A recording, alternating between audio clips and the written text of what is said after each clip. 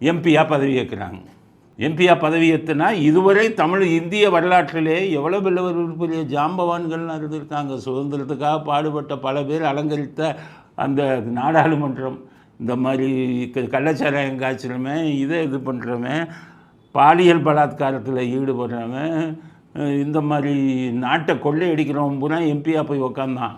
சரி, பதவியாக இருக்கணும். என்ன முறை இதுவரை நீங்கள் பார்த்துருப்பீங்கல்ல, இந்திய அரசியல் சட்டத்தின் மீது இது வச்சு உறுதிமொழி எடுக்கணும். அதுதானே உதயநிதி மேலே வச்சு உறுதிமொழி எடுத்தீங்களே, இந்த வீடியோவை பாருங்கள்.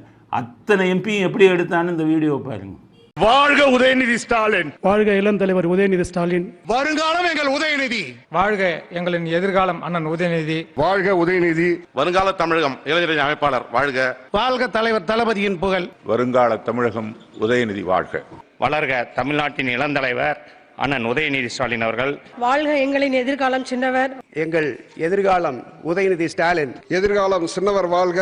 அத்தனை எம்பியும் ஸ்டாலின் வாழ்க உதயநிதி வாழ்கன்னு வெக்கம் இல்லாமல் அரசியல் சட்டத்தை பற்றி சொல்லாமல் ஸ்டாலினும் உதயநிதியும் இந்தியா பூரா பெரிய இவங்களா?